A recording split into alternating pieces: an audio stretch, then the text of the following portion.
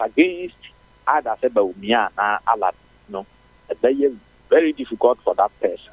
So between Arena 2028 or even 2032. Just so Mampani that John Damani Mahama says, CID, only the popular person. I was also a Madeno, said the Omadi grammar. So there is now so Tomano, well and good. We need progress there.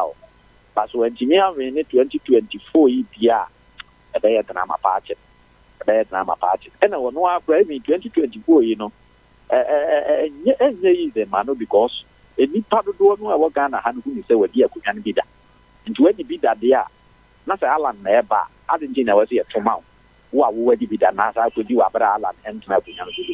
Sebaumian ebo so any part of the one I gonna say didn't I was a trauma what an akunyana should be that wabra baumian tana should be that in the 2024 no also no if you were MP for now the only thing I was at home to me and normal and the management of the economy.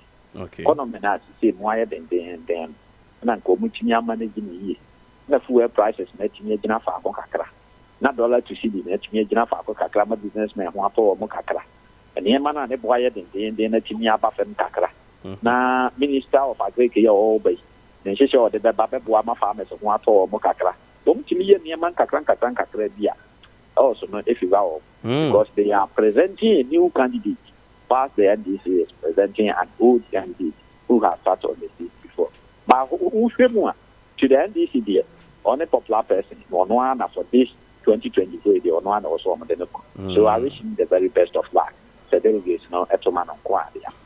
Okay.